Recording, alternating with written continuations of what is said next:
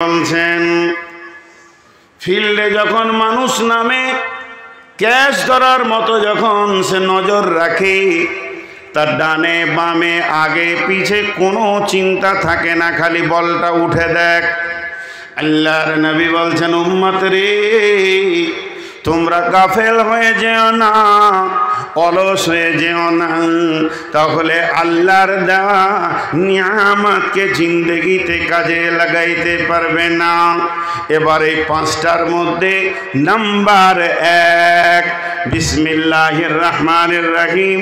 One মাইমুনিল আওরিদি قال يعيد رسول الله صلى الله عليه وسلم اغتنم خمسا قبل خمسين। Number 1, শাবাবাকা কাবলা হারামিকা। জওয়ানি একটা নিয়ামত, যৌন তরঙ্গ একটা আল্লাহর দেওয়া নিয়ামত। একদিন জওয়ানি কেড়ে নেওয়া হবে, আর তুমি মাথা ঠুকলে দ্বিতীয়বার যৌবন ফিরে পাবে না। যখন তুমি জন্ম নিয়েছো, মায়ের দুধ পান করেছো, তোমার ভিতরে যৌন চেতনা ছিল না। তুমি যখন ছোট ছেলে ছিলে, খেলাধুলা করেছো, তোমার ভিতরে যৌন চেতনা ছিল না। আস্তে আস্তে তোমার বয়স যখন 14 ক্রস করলো, পুরুষের 14-13 ক্রস করলে যৌন তরঙ্গ আসতে শুরু করে। 16, 17, 18 মধ্যে পূর্ণ যৌনাঙ্গ যৌবন আল্লাহ দিয়ে দেন। মেয়েদের 9 বছরের পর থেকে যৌন তরঙ্গ আসতে শুরু করে। 13 বছরে আল্লাহ মেয়েদেরকে পূর্ণ যুবতী বানিয়ে দেন। তাহলে এটা আমাকে দরখাস্ত দিতে হয়নি, হে আল্লাহ আমি বিয়ে করব, এখন আমার যৌন ক্ষমতাটা তুমি দিয়ে দাও। আল্লাহকে অ্যাপ্লিকেশন করতে হয়নি, আল্লাহকে দরখাস্ত দিতে হয়নি, 2 রাকাত নামাজ পড়ো বলতে হয়নি। আল্লাহ এ ব্যাপারে সচেতন। আপনার যখন ঠিক বয়স আসবে, তো দেহের ভিতরে যৌন তরঙ্গ এসে হাজির হয়ে যাবে। বিশ্ব নবী বলছেন, এই যৌন তরঙ্গটা যখন আসবে, নারী তুমি তোমার মতো কাজ করে লাও, পুরুষ তুমি তোমার মতো কাজ করে লাও। একদিন যৌন তরঙ্গটা তোমার কাছ থেকে কেড়ে নেওয়া হবে, তোমার কাছ থেকে বিলুপ্ত হয়ে যাবে। তোমাকে ঘাড় ধরে যুবকের গণ্ডি থেকে, রোম থেকে, প্যান্ডেল থেকে বের করে তোমাকে বার্ধক্যের প্যান্ডেলে ভরে দেয়া হবে। যেদিন তুমি বার্ধক্য গ্রহণ করে নেবে, এরপরে যদি তুমি যৌবনকে আবার ফিরে পেতে চাও, আর মাথা ঠুকে মরে গেলেও দ্বিতীয় চান্স আর যৌবন ফিরে পাবে না।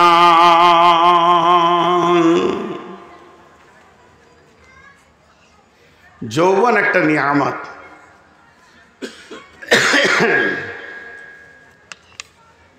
জি সব স্টেজ থেকে পালিয়েছে। আমার নসিব ওটাই থাকে, কখনো কখনো সভাপতিও পালায়। জি ডাক্তার বলছে আপনি রাত 10টার পর জাগবেন না। ব্যাঙ্গালোর গেছিলাম চিকিৎসা করতে, বলছে আপনি ওয়াদা দেন যে রাত 10টার পর জাগবো না, তাহলে প্রেসক্রিপশন করবো, নাহলে আপনি বুঝেলেন গা। মানবে মানুষ? জি ভাই। তো যৌন তরঙ্গ এমন একটা জিনিস। যৌবন কয় রকম? 2 রকম। মেয়েদের যৌবন আলাদা, পুরুষের যৌবন আলাদা। আল্লাহর কারিশমা দেখেন, কোনো মেয়ের কাছে পুরুষের যৌবনটা পৌঁছাবে না। আল্লাহ যে দিবে, তো পুরুষের কাছে পৌঁছাবে না, আর কোনো পুরুষের যৌবন মেয়েদের কাছে পৌঁছাবে না। এর উদাহরণ কেমন? একটা যৌবনের নাম হচ্ছে উগ্র, আর একটার নাম হচ্ছে চাপা। 2টো যৌবন, খুব শর্টে বলবো, বেশি সময় নিব না। আগুনের খাবার হচ্ছে 2টি, একটা পেট্রোল আর একটা কয়লা। পেট্রোল সামনে এলে আগুন দপ করে ধরে, যত তাড়াতাড়ি ধরে অত তাড়াতাড়ি ছাড়ে।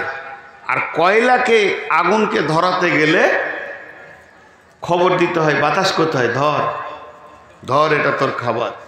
যখন ধরে নেয় দীর্ঘ টাইম থাকে। তো মেয়েদের যৌবন হচ্ছে কয়লার মতো চাপা, পুরুষের যৌবন হচ্ছে উগ্র। এবার আল্লাহ ওদেরকে চাপা দিলেন কেন? বিসমিল্লাহির রহমানির রহিম। ফাসসালিহাতুন কানিতাতুন হাফিজাতুন লিল গায়বি বিমা হাফিজাল্লাহ। ও আমার বেটির দল, আমার বৌমায়ের দল, আমার বোনের দলেরা, মায়েরা, মাত্র 5টা মিনিট আপনারা একটু কান করে শোনেন। এই ওসিয়তটা পরিপূর্ণ আপনাদের জন্য হচ্ছে। আল্লাহ তাবারক ওয়া তাআলা সূরা নিসার মধ্যে বলছেন, ও মহিলার দল, তোমরা সলেহা হয়ে যাও, তোমরা কানেতা হয়ে যাও এবং হিফাজত করনে ওয়ালি হয়ে যাও। তোমরা ধীর চলবে, তোমাদের উগ্রমতি চলা যাবে না। জিহাদের মতো ইবাদতটা তোমাদের জন্য ফরজ নয়, অতএব তোমাদের উগ্র হওয়ার কোনো কারণ নাই। তোমরা চাপা থাকবে এবং ধীর মস্তিষ্কে তোমরা নামাজ রোজা করবে, স্বামীর খিদমত করবে, আর কি করবে, নিজেকে পর্দার ভিতরে গুটিয়ে রাখবে। শুধু তাই নয়, অল্পে সন্তুষ্টি হয়ে জীবন চালাবে।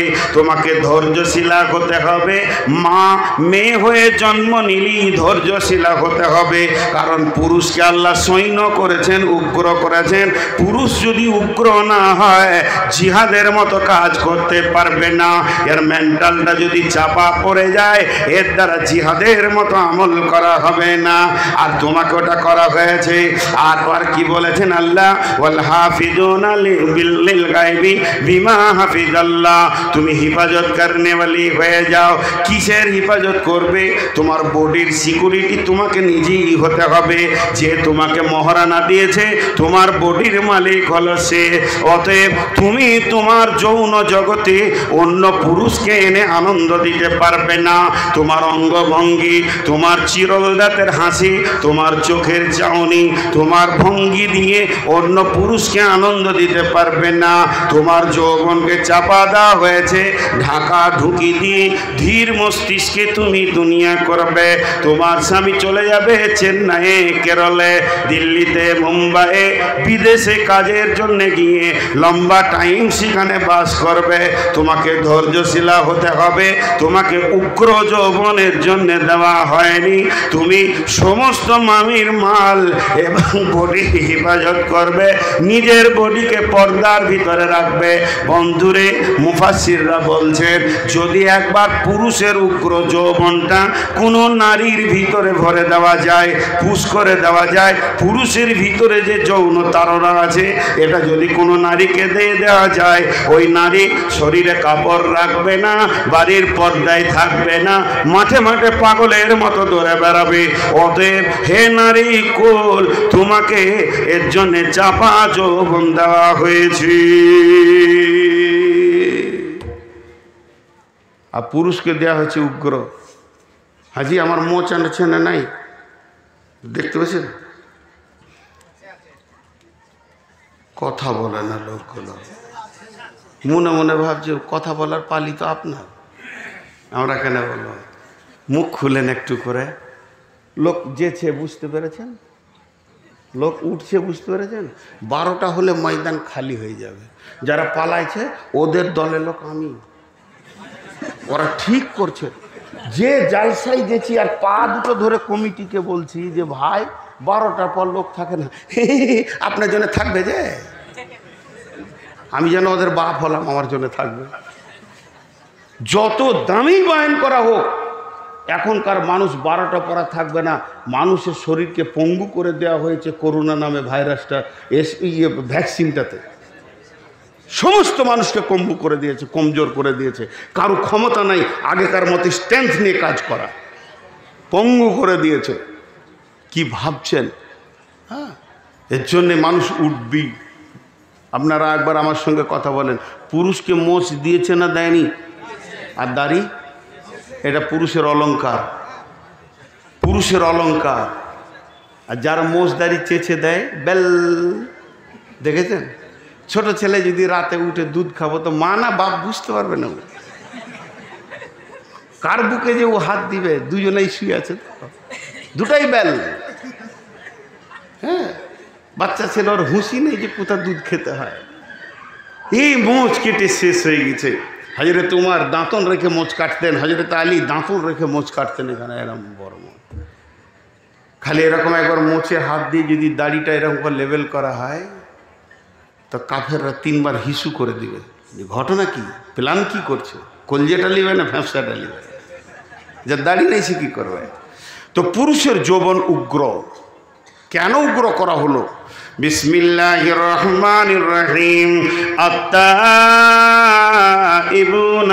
আবিদুনাল হাবিদুনাস সাইহুনার রাকিউনাস সাজিদুনাল আমিরুনা বিল মারুফি ওয়ান নাহুনা আনিল মুনকারি আমিরুনা বিল মারুফি ওয়ান নাহুনা আনিল মুনকারি আমিরুনা বিল মারুফি ওয়ান নাহুনা আনিল মুনকারি ওয়াল হাফিজুনা লিহুদুদিল্লাহি ওয়াল হাফিজুনা লিহুদুদিল্লাহি ওয়া বাশশিরিল মুমিনিন। পুরুষের দায়িত্ব হলো সৎ কাজের আদেশ করবে, অসৎ কাজের নিষেধ করবে। যেখানে কোরআনের আল্লাহর অবমাননা হবে ওই জায়গায় মজবুত হয়ে এসে দাঁড়িয়ে যাবে, জান চলে যাবে। ইকাতিলুনা ফি সাবিলিল্লাহি ফায়াকতুলুনা ওয়া ইকতালুনা ওয়া'দান আলাইহি হাক্কান ফিত তাওরাতি ওয়াল ইনজিলি ওয়াল কোরআন। আমি আমার জিন্দেগি, আমার জীবন যৌবন আমি আল্লাহকে বিক্রি করে দিয়েছি। যদি আল্লাহর বিরুদ্ধে কেউ কথা বলে ওখানেই কতল হয়ে পড়ে যাব, আল্লাহর কাছে শহীদের দরজা পাবো, নচেত তার কলিজাটাকে বের করে নিব। আল্লাহ আমাকে গাজী ঘোষণা করবে। এর জন্য আমাকে আল্লাহ পৃথিবীতে পাঠিয়েছেন। যদি পুরুষের যৌবন উগ্র না হয়ে চাপা হতো, ঝামেলার খবর শুনলি লেপে ঢুকত। হ্যাঁ, কোনো ঝামেলা হলে যদি বাড়ির ভিতরে বাইরে হইচই হয়, তখন বেটা ছেলেটা বলবে কোন শালা, হ্যাঁ কোন শালা, ওকে একবার দেখি। ওর বউটা এসে কাপড় ধরে, তুমি যেও না জি। উগ্র যৌবন আর চাপা যৌবন কি, তুমি যেও না, তুমি থাকো, তুমি আর আমি থাকি, তাইলেই হলো আর কি, বাকি দুনিয়া চলে যাক। কিন্তু পুরুষ বলবে কে রে তুই কে? জি, একটা কারণ। আরেকটা কারণ আছে পুরুষের উগ্র যৌবন হওয়ার কারণে। কোনো সময় মৌলবীদেরকে রাখতে দেখেছেন? আরে কথা বলে না। আরে কোনো মৌলবীকে যদি না দেখেছেন তো আমাকে তো দেখেছেন রাগ করতে। এতগুলো লোক হ্যাঁ না বলে না। আরে যার রাগ নাই সে হলো হিজড়ে, তাকে হিজড়ে গ্রুপে দিতে হবে। হ্যাঁ, রাগ থাকতে হবে। পুরুষের রাগ হলো অলংকার, রাগ পুরুষের অলংকার। এখন যদি আমি খুব রেগে যাই না, তো 2-4 জন এসে বলবে আপনি মৌলবী সাহেব মানে রাগছেন কেন গো? কোনো কারণে ইমাম সাহেব মসজিদে রেগে গিয়েছে, তখন 4টা মুসলিম পাশে এসে বলবে ফিস ফিস করে, এই মৌলবী মানুষ আপনাকে রাগ করতে হয় না। ও বেশি বুঝে। হ্যাঁ, মৌলবী রাগ করে না। কোন মৌলবী সাহেব বলেছে যে আমার বড় ছেলেটা অ্যাক্সিডেন্ট হয়ে হসপিটালে আছে, দোয়া করবেন। তা এক বুড়ি বলছে মৌলবীদেরও ছেলে হয়? ওকে সালা হুঁশি নেই যে মৌলবীরা কি করে এত বড় পাঞ্জাবিতে ছেলে তৈরি করছে, আল্লাহ জানে। ওগুলো তো ফুল প্যান্ডালা করবে। ধারণাটা কেমন? স্বয়ং রসুলের ছেলে ছিল, রসুল জামাই ছিলেন, রসুল শ্বশুর ছিলেন, রসুল বাপ ছিলেন, রসুল নানা ছিলেন, আর ই ভাবছে যে মৌলবীদের ছেলে কেন হবে? আজীব ব্যাপার আর কি। মানে মৌলবী মানে তুমি হিজড়ে হয়ে যাও। মতোয়াল্লিকে ধরে থাপ্পড় মারতে হয় যদি দাড়ি চাচা মতোয়াল্লি হয় আর সুদখোর মতোয়াল্লি হয় মসজিদের, তবেই তো সে ইমাম। তাছাড়া ইমাম আবার কে? মসজিদের সেক্রেটারি যদি সুদখোর হয়, মারো ওর মুখে লাত দিয়ে মসজিদ থেকে গড়িয়ে ফেলে দাও। আল্লাহ রুজিতে নেওয়ালা আছে। এই যদি না থাকে, এখন একটা জিনিস বলি, বিনা উজুতে নামাজ হবে? জোরে বলেন, উজুটা কি নামাজ? উজুটা নামাজ নয়, কিন্তু বিনা উজুতে নামাজ। তেমনি একটা ফরজ আমল আছে যার নাম হচ্ছে জিহাদ। বিনা রাগে জিহাদ। এই যে বেলডাঙ্গায় ঘটনা ঘটেছে, রাগ লাগছে কি লাগছে না? কার কার রাগ লাগেনি হাত তুলেন।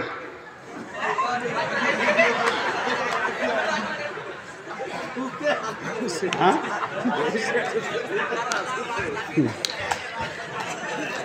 যারা হাত তুলেছে ওদের রাগ বেশি। বন্ধুরা আমার, প্রকাশ্য মাইকে বলছি, আমিও ভারতবর্ষের মাটির একটা সন্তান। আমার একটা ব্যালট আছে, আমার একটা মতামতের মূল্য আছে, আমার একটা পশ্চিমবঙ্গে একটা আমার ভারতের মাটিতে ব্যালট আছে, মানে আমার একটা মতামত আছে, আমি সরকারকে মত দিতেই পারি, ঘোষণা করতে পারি। এই রকম পঙ্গু সরকারকে জুতিয়ে নামিয়ে দেওয়া ভালো, যার দ্বারা দেশ অটল। ও ছেলেটা বলে যে লিখেছে বড় অপরাধ নয়, সব থেকে বড় অপরাধ দিল্লির মসনাদে যে বসে আছে হারামখোর বেঈমান, এর দ্বারা দেশ চলবে না। প্রথম পিটানি ওকেই শুরু করতে হবে। তার কারণ হচ্ছে গাছের গোড়া কাটলে ডাল আপনি রাস্তা বেছে নেবে। অতএব বন্ধু, আল্লাহর বিরুদ্ধে কথা বলেছেন, রসুলের বিরুদ্ধে যারা কথা বলেছে তাদের ইতিহাসটা শুনেলেন। তাদের ইতিহাস আজ পর্যন্ত যত বেঈমান আল্লাহ এবং রসুলের সঙ্গে বেঈমানি করেছে তাদের দুইখানা ইতিহাস। এক নম্বর হচ্ছে হয় তারা মুসলমান হয়ে গিয়ে কালেমা পড়ে নেয়, আর না হয় তাদের পৃথিবীতেই দৃষ্টান্ত শাস্তি আল্লাহ দেন। আমরা আল্লাহর কাছে দোয়া করব, মাবুদ যে বেঈমান লিখেছে তাকে তুমি কালেমা পড়ে আমাদের দলভুক্ত ভাই বানিয়ে দাও।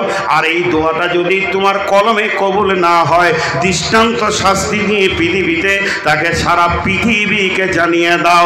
আল্লাহ তাবারক ওয়া তাআলা বলছেন যে আল্লাহ এই পুরুষদেরকে উগ্র যৌবন দেওয়ার কারণ এটাই, তারা দেশ সামালবে, দশ সামালবে, ভারতের মাটিকে যেন কেউ অপবিত্র না করে সেই দিকটা তারা খেয়াল রাখবে।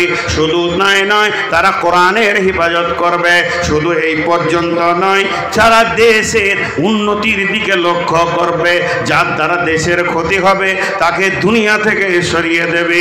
শুধু এই পর্যন্ত নয় বন্ধুরা আমার, যুবকদের আর একটা ডিউটি রয়েছে, ওয়াল হাফিজুনা লিহুদুদিল্লাহ, আল্লাহর আইনের সিকিউরিটি ফোর্সের কাজ করবে। আর দ্বিতীয় নম্বর যেটা, ফাইদা কুদিয়াতিস সালাতু ফান্তাসিরু ফিল আরদি ওয়াবতাগু মিন ফাদলিল্লাহি ওয়াযকুরুল্লাহা কাসীরান লাআল্লাকুম তুফলিহুন। আল্লাহ যুবকদেরকে বলছে যখন তোমাদের নামাজ শেষ হয়ে যাবে তখন তোমরা জমিনে ছড়িয়ে যাও হালাল রুজি উপার্জনের জন্য। এই ইনকামের দায়িত্বটা আল্লাহ নারীকে দেয়নি, পুরুষকে দিয়েছে। তাহলে পুরুষের যদি উগ্র যৌবন না হয়, তাড়াতাড়ি যদি যৌবন জগৎ থেকে বেরোতে না পারে, যৌবনটা যদি তাড়াতাড়ি শেষ না হয়, তার দ্বারা দোকান চলবে না, তার দ্বারা ব্যবসা বাণিজ্য চলবে না। রাত্রি 12টায় লেপে ঢুকবে, বেলা 1:30টায় সে বিছানা থেকে বের হবে। চাপা যৌবন হলে দোকান বন্ধ থাকবে, রেল চলবে না, বাস চলবে না, ট্রাক চলবে না, বিশ্বটা অন্ধকার হয়ে যাবে। আল্লাহ যুবককে, পুরুষকে উগ্র যৌবন দিয়েছে। যখন কাজ করার চট করে নিয়ে সেখান থেকে তুমি সৈন্যের মতো বের হয়ে যাও, তোমার মাথাতে অনেকগুলো দায়িত্ব চাপানো আছে। বুঝতে পেরেছেন? আরে বুঝতে পারছেন? হ্যাঁ, তো এই পুরুষের মেন দায়িত্ব, হাজি ভাই এই রুমালটা আমার ময়লা হয়েছে, জামাটা ময়লা হয়েছে, তো এটাকে কাচতে যখন যাবে তো উদ্দেশ্য কি? সাবানটা কিনেছে কেন?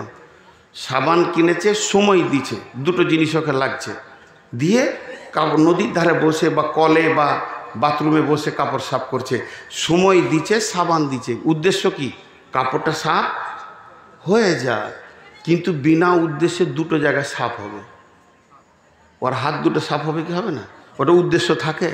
আর যে পাথরে মাছে পাথরটা সাফ করতে কিছু, ওটা অটোমেটিক হয়ে যাবে। তো পুরুষের ছেলে অটোমেটিক হবে, ওই দিকটা চিন্তা করতে হবে না। ওর উদ্দেশ্য হবে ব্যবসা বাণিজ্য করব, দেশকে রক্ষা করব, এই দিকে সে চিন্তা চেতনায় থাকবে, ওটা অটোমেটিক হবে। এর জন্যে এদেরকে উগ্র যৌবনে পাঠানো হয়েছে। কটা বলা হলো? 5টার মধ্যে কটা বলা হলো কি জানি। হ্যাঁ, কি অবস্থা চলছে দেখেন। গাড়ির ড্রাইভার সেই জানে না যে কোথা চললো গাড়ি। একটা হলো জওয়ানি আল্লাহ নিয়ামত। এবার নারী পুরুষ উভয় যৌবনওয়ালাকে একটা সুসংবাদ দিয়ে দিই। বিসমিল্লাহির রহমানির রহিম। وعن أبي هريرة رضي الله تعالى عنه قال قال رسول الله صلى الله عليه وسلم سبعة يظلهم الله في ظله يوم لا ظل إلا ظله إمام عادل شاب نشأ في عبادة الله। ও যুবকের দল আর ও নারী যুবতীর দল, ওরে আমার যুবতী বেটি বৌমা বোন যারা রয়েছেন কান করে শুনেন, এবং যারা আমরা যুবক এখনো তরঙ্গ আমাদের মধ্যে বিদ্যমান রয়েছে, আমার নবী বলেছেন যদি যৌবনকালটা নারী আর পুরুষ আল্লাহর দেওয়া ফরমানের ওপরে শেষ করে দিতে পারে, আল্লাহর হুকুমের ওপরে যৌবনকালটাকে যদি অতিবাহিত করে দিতে পারে, কঠিন কিয়ামতের দিনে যখন কোনো ছায়া থাকবে না, ওই যুবক যুবতীর জন্যে আল্লাহর রহমতের ছায়াতে জায়গা হবে। কত বড় ফেসিলিটি! কে বলছে 13টা 14? কত রকম খরিদ্দার নিয়ে আজকে বসেছি গো। ও মনে মনে বলছে যে এ ছেলে মাইক পেলে ছাড়তে চায় না। জি, নাম্বার 2, সেহাতাকা কাবলা সুকুমিকা, সেহাতাকা কাবলা সুকুমিকা। বিশ্বনবী বলছেন উম্মত রে, তুমি জীবনে একবার সুস্থ শরীর পাবে, ঘুরিয়ে যৌবনকাল, কিন্তু যেদিন তোমাকে রোগে ধরে নেবে, বার্ধক্য রোগ আছে, প্যারালাইসিস আছে, হাই প্রেশার আছে, লো প্রেশার আছে, ডায়াবেটিস আছে, সুগার আছে, যে কোনো একটা রোগ তোমাকে মরার আগে আক্রমণ করবে, সেই আক্রমণের আগে যৌবনকালটাকে নিয়ামত মনে করো, সুস্থ শরীরকে নিয়ামত মনে করো। সুস্থ শরীর যতদিন আছে তুমি আল্লাহর নিয়ামতে ডুবে আছো, যেদিন তোমাকে রোগে ধরবে, সুস্থ দিন হাত ছাড়া হয়ে গেলে আর তুমি এই রকম সুস্থতা বোধ করবে না। মেডিকেল ডিপার্টমেন্ট কি বলছে ডাক্তাররা? 47 বয়স যেই পার হয়ে যাবে একটা ব্যাগ আসবে তোমার কাছে, সবারই আসবে। যারা 47-এর নিচে আছে এরা ফিক ফিক করে হাসছে, জি আসবে। 47 বয়স হলে একটা ব্যাগ এসে হাজির হবে, তার নাম হচ্ছে ওষুধ। পকেটে থাকবে, এখানে থাকবে, ফুরুক ফারাক চলবে, উপায় নাই। আমাকে দিয়ে দিয়েছে, 48 বছর বয়সেই দিয়েছে, ব্যাগ নিয়ে ঘুরে বেড়াচ্ছি এখন। সুগারকে পেয়েছি আমি মনে হয় 43 বছর বয়সে, এখন 53 চলছে, তার মানে 10 বছর চলছে রানিং। এটা একটা আল্লাহর নিয়ামত, কিন্তু তারপরেও বলে দিচ্ছি রোগ আল্লাহর নিয়ামত। কেউ যদি আল্লাহর উপরে সবর করে ধৈর্য ধরে নিতে পারে, আল্লাহর বিরুদ্ধে কথা না বলে, কিয়ামতের মাঠে স্টেজ করে তাদেরকে প্রাইজ দেওয়া হবে। তখন সুস্থ লোকেরা এসে বলবে আল্লাহ আমাদেরকে পৃথিবীতে যদি কাঁচি করে কাটতেন তারপরেও করতাম না। এটা একটা নিয়ামত, চুপ করে ধরে নিতে হবে। তারপরেও আল্লাহ রসুল বলছে তোমার সুস্থ শরীর নিয়ামত। সুস্থ অবস্থায় 5 ওয়াক্তের নামাজে মসজিদ গেছো, ঝড়ে গেছো, বৃষ্টিতে গেছো, বাদলে গেছো, শীতে গেছো, গ্রীষ্মে গেছো, আর যখনই তোমাকে রোগে ধরেছে 5 ওয়াক্ত মসজিদে যেতে পারছো না, সুস্থ অবস্থায় উজু করেছো, এখন তায়াম্মুম করছো, আগে দাঁড়িয়ে নামাজ পড়েছো, এখন বসে পড়ছো, ইশারায় পড়ছো। যৌবনকালে সুস্থ যতদিন আমাকে আমার রব রেখেছেন ঠিক মতো যদি মসজিদে হাজিরি দেওয়া হয়, বার্ধক্যে যদি বাড়িতে বিছানায় শুয়ে তায়াম্মুম করে ইশারায় নামাজ পড়া হয়, তারপরও আমার রব যৌবনের মেজারমেন্ট করে আমাকে নেকি দান করবে। এর জন্য নবীজি বলছেন সুস্থ জীবন একটা নিয়ামত রোগা হয়ে যাওয়ার আগে। 3 নম্বরে নবীজি বলছেন ফারাগাকা কাবলা সুগলিকা, ফারাগাকা কাবলা সুগলিকা, সময় একটি নিয়ামত, বইয়ে চলে যাওয়ার আগে, হাতছাড়া হয়ে যাওয়ার আগে সময় তোমার বইয়া যায় রে মুমিন ভাই, সময় তোমার বইয়া চলে যায়।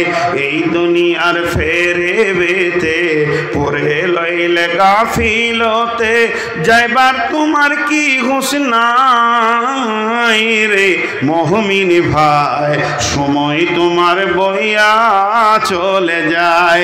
সময় একটা এমন জিনিস, আপনি ঘুমাবেন আমি ঘুমাবো, আপনি আড্ডা দেবেন আমি আড্ডা দেব, বাস দাঁড়িয়ে যাবে 10 মিনিট, ট্রেন দাঁড়িয়ে যাবে আধ ঘন্টা, প্লেন দাঁড়াবে, দিন রাতের ভিতরে সকলের রেস্ট আছে, সকলে চুলায় দাঁড়ায়, সবাই যেন একটু সময় নেয়, কিন্তু সময় এমন একটা জিনিস, ও বইতেই আছে, সময় কোনোদিন দাঁড়াবে না। বিশ্বনবী বলছেন যে সময়টা তোমার হাতছাড়া হয়ে গেছে, এই সময়টা তুমি দ্বিতীয়বার ফিরিয়ে আনতে পারবে না। আল্লাহ তাবারক ওয়া তাআলা সময়ের কত গুরুত্ব দিয়েছেন। আল্লাহ তাবারক ওয়া তাআলা নিজে সময়ের কসম খেয়েছেন এবং কোরআনের ভিতরে সময়কে কেন্দ্র করে 3খানা সূরা নাজিল করেছেন। একটা হলো সূরা দোহা, একটা হলো সূরা ফাজর, একটা হলো সূরা আসর, একটা দিনের শেষে সূরা, একটা রাতের শেষে সূরা। এবং আল্লাহ 4টা 3টি 2টি কসম খেয়েছেন এবং সময়ের গুরুত্বকে বোঝাতে চেয়েছেন। সময় হলো পৃথিবীর অদ্বিতীয় নিয়ামত, যে সেকেন্ডটা এক্ষুনি আপনার দ্বারা হাত ছাড়া হয়ে যাচ্ছে। আজকে 23 তারিখ, আপনার কিনা 23 তারিখ শনিবার দিবাগত রাত্রি হয়ে গেল, এখন 11:46 হয়ে গেল, 45টা মাত্র 1 মিনিট আগে চলে গেছে। এটা কিয়ামত পর্যন্ত ফিরে আনার ক্ষমতা নাই। বিশ্বনবী বলছেন উম্মতেরে সজাগ থাকবে, সময়কে কাজে লাগাবে, খবরদার অবহেলায় সময়কে পার করে দিও না। একজন মুফাসসির বলছেন সূর্য কথা বলে, ভাই এটা হাদিস নয়, এটা মুফাসসিরি ইসলামী চিন্তাবিদের কথা। যখন সূর্য পূর্ব দিকে উঠে তখন দুনিয়াবাসীকে বলে, রে অরগপুরবাসী, দুনিয়াবাসী শোন, তোর কপালে আবার একটা দিন তুই পেয়ে গেলি, তওবা করার সুযোগ পেয়ে গেলি, সময়কে কাজে লাগা, এখনো তুই মসজিদে ঢুকে যা। যখন সূর্য পশ্চিম দিকে অস্তমিত হয়, বিশ্ববাসীকে ডাক দিয়ে বলে, হতভাগার দল, যেমন থিলি তেমন থেকে গেলি, তোর জীবনে একটা দিন তুই কবরের দিকে আগিয়ে গেলি, তোর কাছ থেকে একটা দিনের সময় শেষ হয়ে গেল, তোর কবর যত দূরে আছে তুই একটা দিনের রাস্তা আগিয়ে গেলি। সূর্য ডুবে গেছে, না জানি সকালে তুই বিছান থেকে উঠবি কিনা, তবে রাত্রি পেয়ে গেছিস, নির্জনে মাবুদের কাছে কেঁদেলে, এখনো পর্যন্ত সময়কে কাজে লাগা, চরিত্রকে তুই ঘুরিয়ে নে। সূর্য দিনে 2 বার মানুষকে চিৎকার মেরে ওসিয়ত করে। বন্ধুরা আমার, বিশ্বনবী বলছেন ফারাগাকা কাবলা শুগলিকা, সময়কে বড় নিয়ামত মনে করে নাও হাতছাড়া হয়ে যাওয়ার আগে।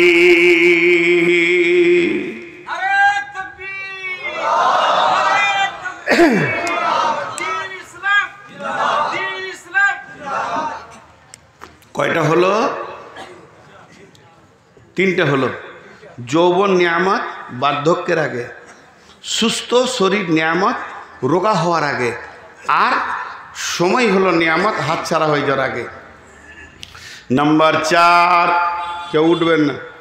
4 নম্বরটা বলে লোক বেশি উঠে, মনে মনে করে কালেকশন করবে। না, আমি তফসির করব, কালেকশন করব, শেষকালে করব। মন যাবে দেবেন, না মন যাবে না দেবেন। হ্যাঁ, আর জালসা কমিটি আমাকে একটা কথা খুব ভালো বলে, আপনাকে কালেকশন করতে হবে না। যদি বলি যে আমাকে 9টায় দেন কালেকশন, না না না, আপনার কালেকশন করতে, এদিক দিয়ে আমি বেঁচে আছি আর কি, মাশাআল্লাহ। 1 পয়সা দেবেন না, ঘর চলে যাবেন, কিন্তু তফসিরটা শুনেন। বিশ্বনবী বলছেন গেনাকা কাবলা ফাকারিকা, এমন একজন ব্রেন বলছেন আল্লাহর পরে পরে যার স্থান, সারা পৃথিবীর বিজ্ঞানীকে এক জায়গায় করে দিলে রসুলের ব্রেনের সঙ্গে পারবেন না। আমার নবী বলছেন গেনাকা কাবলা ফাকারিকা, তোমার কাছে যখন মাল আসবে, মাল যেন তোমার ডানে বামে হাতে পায়ে পকেটে নিচে সবসময় মাল তোমার কাছে থাকবে। তখন তুমি মালকে চট করে কাজে লাগিয়ে লাও।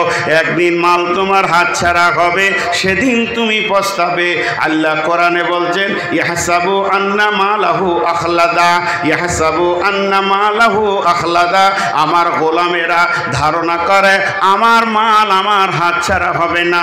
কবি নজরুল বলছেন ধরণীর বুকে যত আশা আর রচিন সম্পদ যত তোমারই মাটিতে মিশায়া যাবে হায় আমার দেহের মতো। আজকে আমি বলছি দেন ভাই, আমার আগে ইমদাদ বলছে দেন ভাই, আর কেউ বলছে দেন ভাই, কমিটি বলছে দেন ভাই।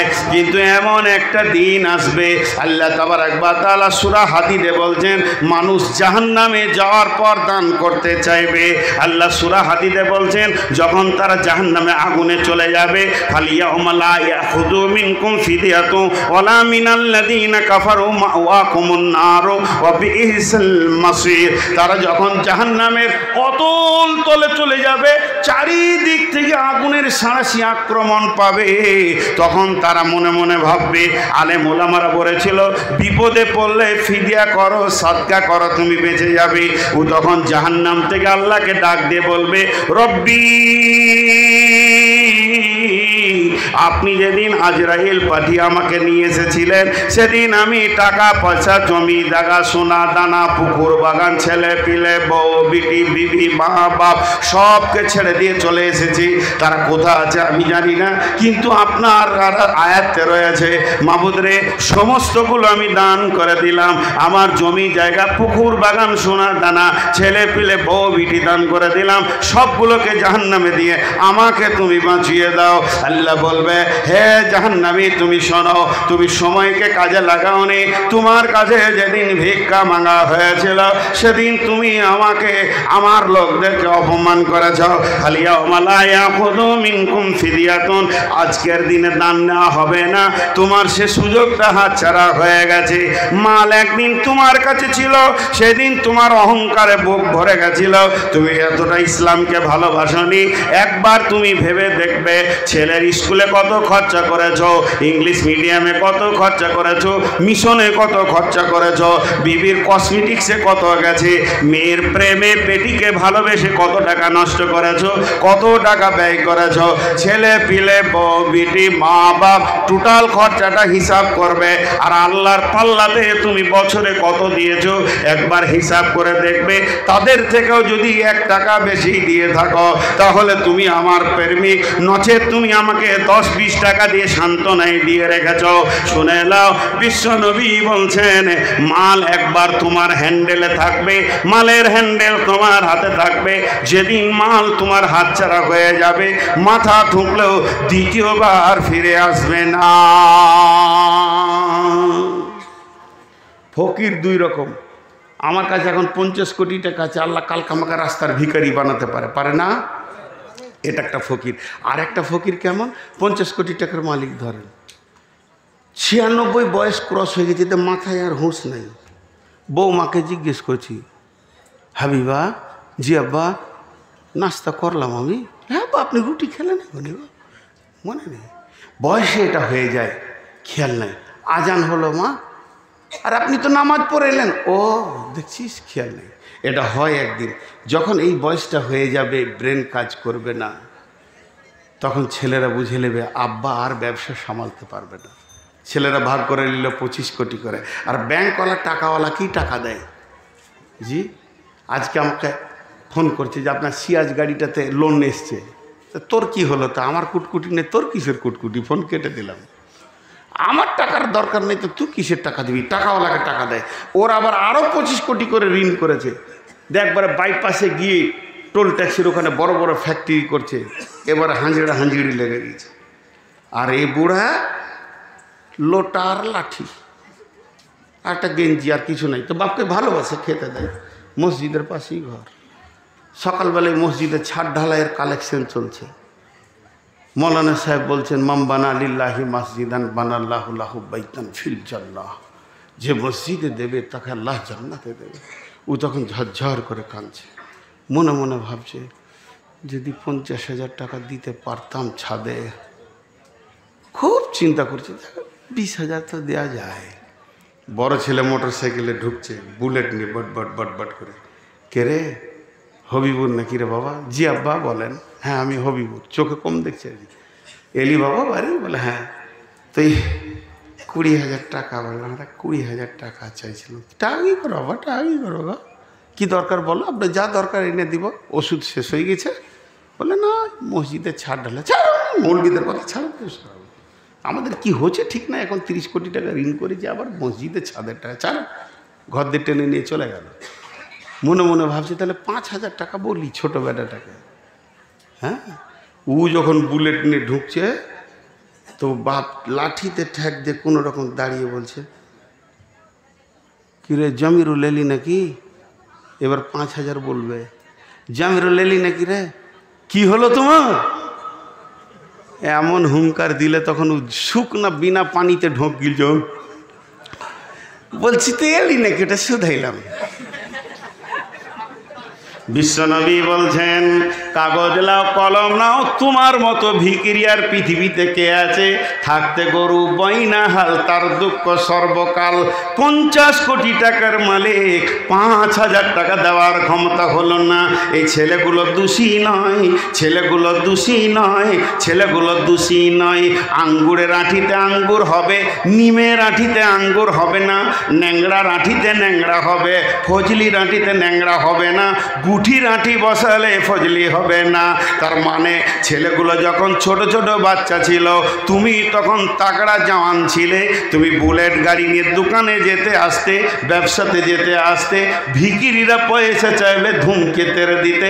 তোমার বীচের মাল তোমার মতো হয়েছে, আর চিন্তা নাই, তোমার বীচের মাল তোমাকে দান করবে না। এর জন্য একজন মুফাসসির বলছে, নিজের হাতে দান করিও না, পারলে ছেলের হাতে দাও।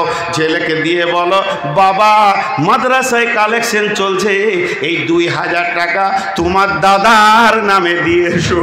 আমার আব্বা নীরব নগরে শুয়ে আছে বহুদিন, তার জন্য আমাকে মাল পাঠাতে হবে।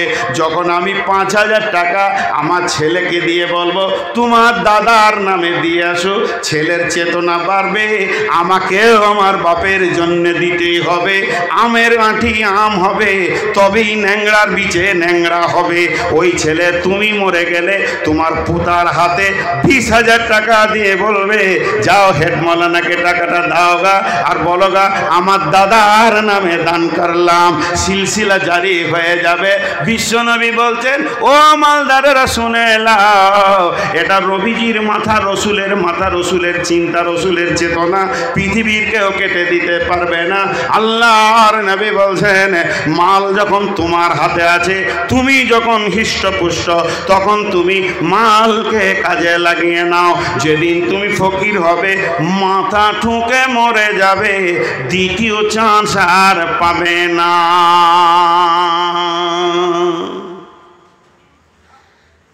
সব উঠছেন কেন গো? এখনো তো 2 মিনিট আছে। 23 তারিখটা এখনো 2 মিনিট আছে। 24 তারিখে আমার জালসা আছে হরিশ্চন্দ্রপুর টালবাংড়া মাদ্রাসা, আগামীকাল। 25 তারিখে আমার জালসা আছে জাফরহাট ঠাকুরগাঁও বাংলাদেশ, ওখান থেকেই ঢুকবো। ওই জন্য আজকে বাড়ি যাব, বাড়ি গিয়ে গাড়ি টাড়ি রেখে এবার কাল ট্রেনে যাব বাংলাদেশ। তো একটা কথা আপনাদের সামনে বলে যাচ্ছি, মাল হাতছাড়া হয়ে গেলে, এগুলো সব রসুলের কথা, কি দামি এগুলো। সোনার অক্ষর দিয়ে যদি লিখে দেন হিরে খচিত, তারপরও এর মূল্য দিতে পারবেন না। কটা বলা হলো? 4টা। যৌবন নিয়ামত, বার্ধক্যের আগে সুস্থ শরীর নিয়ামত, মানে সুস্থ শরীর নিয়ামত, রোগা হওয়ার আগে, সময় নিয়ামত হাতছাড়া হয়ে যাওয়ার আগে, মাল নিয়ামত আপনার ফকির হওয়ার আগে। 5 নম্বরটা বলবো, এক চান্সে বুঝে নেবেন, কিন্তু উঠে যাবেন না। পরে 3 মিনিটের একটা কথা আছে। বিশ্বনবী বলছেন, হায়াতিকা কাবলা মাউতিকা। এটা এমন একটা আরবি, পৃথিবীর সবাই বুঝে নেবে, পাগলেও বুঝে নেবে। বিশ্বনবী বলছেন, যতদিন তুমি বেঁচে আছো, জীবনটাকে বড় নিয়ামত মনে করে লাও। যেদিন তুমি মরে যাবে, সেদিন তোমার সব হাতছাড়া হয়ে যাবে। আর একটা নেকি বাড়ানো যাবে না, একটা গুনাহকে কমানো যাবে না। যে কটা লোক উঠেছেন, 1 2 3 4 5 6 7 8 9 10, একবার আসেন, মুসাফা করব। আসসালামু আলাইকুম। আমি আপনাদের ছেলে মারি নাই, কাউকে ধরে কষ্ট দিই নাই। মুসাফাটা করে যান, মুসাফাটা করে যান। যে কটা উঠেছেন, আল্লাহ রাস্তা দিচ্ছি, নাহলে ঘর যাবেন না, সোজা হাসপাতাল যেতে হবে। ঢালাইয়ের রাস্তায় উবুর হয়ে পড়বে, পরিষ্কার কথা বলছি। কত আছে? একজনে উঠবেন না কিন্তু, আমার কথাটা শেষ হতে দেন। এই যে লোকগুলো পালালো, এদের মার্কাটা মেরে দিয়ে আগে। আমি কাউকে ভয় করি না, এরা নিজেদেরকে চালাক মনে করে নিলে, কিন্তু এরাই হচ্ছে সব থেকে বোকা, পৃথিবীর সব থেকে বোকা এরাই। জি বসে যাবেন না এখন, চুপ করে বসে। কিসের এত পাগলামি? কেন বোকা? দেখেন, আমি ফতোয়া দিতে পারি না, দিব না। খালি একটা কথা আজকে বলবো, আলেম ওলামা আছে, যদি ভুল হয়ে যায় তা আমার এই সভাতে এসে কানটা মুলে দেবে, আমি হেসে গ্রহণ করে নিব। মোনাফিকের আলামত হচ্ছে তিনটি: মিথ্যা কথা বলে, ওয়াদা খেলাপ করে, আমানতে খেয়ানতি করে। পরোক্ষভাবে তিনটা আল্লাহ রসুল আরও বলেছেন। রাতের নামাজ অর্থাৎ এশা আর ফজরের নামাজে কষ্ট হয় মোনাফিকদের। দ্বিতীয় নম্বর বলেছেন, অল্প কথায় মুখ খিস্তি করে যারা গালাগালি দেয় তারা মোনাফিক। আর 3 নম্বরে বলেছেন, আর বটেও ঘটনা, জিহাদের ময়দান থেকে যারা পালিয়েছিল তারা কে? আল্লাহ রসুলকে এত কষ্ট দিয়েছিল না ওই উবাই ইবনে খালদ, যখন তবুকের যুদ্ধ থেকে অভিযান ফিরছে, তো তলায় তলায় সাহাবীদের ভিতরে, এটা করিস না, ওইটা করিস না, মোহাম্মদের সঙ্গে যায় না, ওর মাথা খারাপ আছে, এই করে করে থাকতো দলে, এই কাজটা করতো। তো এই জিহাদের ময়দান থেকে, ওহুদের মতো জিহাদের ময়দান থেকে অর্ধেক রাস্তা থেকে লোককে ঘুরিয়ে নিয়ে চলে গেছিল, 300-350 লোককে। কে? মুনাফিক। তো এই টাকা কালেকশন করাটা হলো জিহাদ। কোরআনে আছে মাল দেওয়াটা জিহাদ। আর এই অবস্থায় যারা উঠে পালিয়ে যায় তারা আল্লাহর নজরে ভালো মানুষ লয়। আমি কতক্ষণ বসিয়ে রাখবো আপনাদেরকে? আর 5-7 মিনিট টাকা দিচ্ছেন, ভালো কথা, চুপ করে বসেন, এখন যেতে দিব না। হ্যাঁ, আপনি ভাবছেন যে টাকা দিয়ে দিলাম যে আমার ছুটি হয়ে গেল, চলবে না। আমার এই 10 মিনিট আপনাদের কাছে টাইম নিচ্ছি, 10 মিনিটের আগে যে যাবে ও মাল গোলমাল, ওকে বাড়ি যেতে দিবে না, সারা রাত ঘুরঘুর করবে, খালি রাস্তা ভুলে ঘুরঘুর করবে। সকালবেলায় দেখবে যে আবার এখানে রঘুপুরে দাঁড়িয়ে আছে। হ্যাঁ, এমন দোয়া দিয়ে দিব না। জি, তো আমি আপনাদের সামনে 9টা মিনিট